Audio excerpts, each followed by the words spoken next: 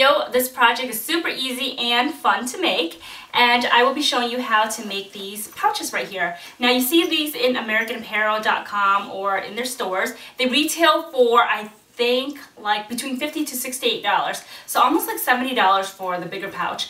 And this right here cost me less than $10 to make. They're super easy too. It took me like less than 30 minutes to make these. So if you guys want to learn how to make this, then definitely stay tuned. So these pouches are supposed to look slouchy when you're holding them, like a little pillow. They're super cute. I love them. And they're just really easy to style it with, because you could like dress it up or dress it down, whatever way you choose. It looks great with almost any look. So I made myself a black one, and then I also made a beige, and lastly I made myself an ostrich one, and this one is square instead of rectangular. Just because I bought the wrong size, like the wrong size zipper, but I'm gonna use this for like makeup, like a makeup pouch, you know, when I'm traveling or whatever. But this is super cute. I love this. This is ostrich, and this cost me like $1.50 for a third of a yard. That's all you need, about like 1/3 of a yard, you know, because these are in like the upholstery section where you make like furnitures or whatever. So go to your fabric store and look for these. If you don't have like a fabric store nearby, go to like a thrift store and look for like you know, leather jacket or leather skirt that you could like tear up and make yourself a skirt. So yeah, it really depends on what size you want. Then you would buy a zipper for that, and I'll get into all that later on. So if you guys want to learn how to make this, then stay tuned and I'll show you guys how to make it. And I am going to start with the black faux leather fabric or material that I will be using today, and I am going to use this as my cutter, this rolling blade right here, and this mat. So I asked them to cut me 1/3 of a yard, and it only cost me like between $2 to $3, like $1.50 to $3 for a third of a yard. So it's really cheap. Then get yourself a zipper. You want to get whatever zipper you like, you know, get whatever you feel that will look nice with the style that you're going for. So I picked this one right here. It's reversible zipper. I mean, I don't really need a reversible zipper, but I really like this this little zip part right here compared to the other ones at the store. So I chose this, and this only cost me $5. This cost me more than the material. And this one is 16 inches long.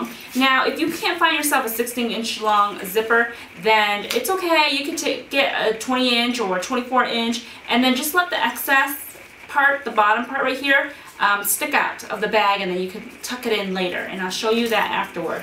So I'm not going to make my bag about 16 inches long. I just think that's a bit too much. So I think I'm going to make it like 15 inches long or something like that. That's after when you sew it in and everything. So when you're cutting it, you want to make sure you give it an extra inch, just because the seams and everything like that. Alright, so this board, having a measuring board with, you know, the measurements and everything on 4 sides really help too. So you want to make sure all your angles and your measurement is correctly and everything, and then start cutting. So I'm going to cut mine right now.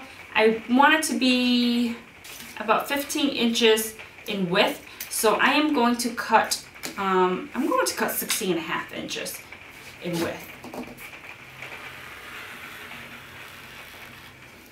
There. And having this roller blade is really easy and just very helpful to use.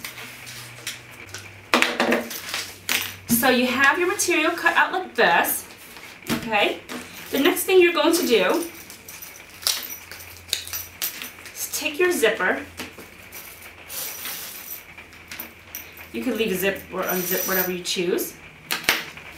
Take both fabric, and what you could do is you could also use fabric glue and glue it on both sides, and then put this over and let it lay for 1 hour. Okay, you could do that. What I'm going to do is I'm just going to sew it. Fabric glue holds it pretty well. I tried that with my other bag already, but this time I want to just sew it.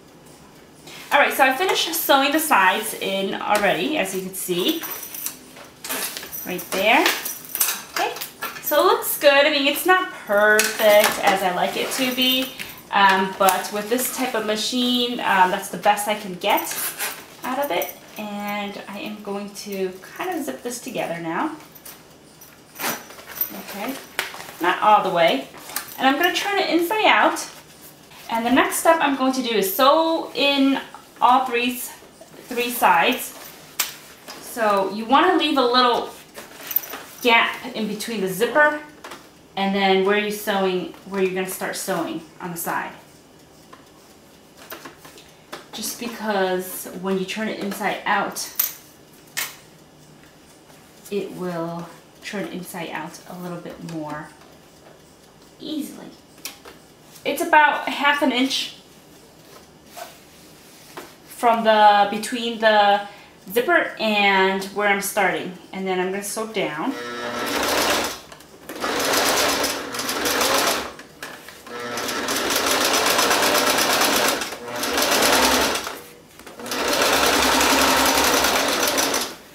Okay, so I have all three sides sewn in, and the next thing I'm going to do is I'm going to snip the corner right here, just so it could be easier for me to turn it inside out.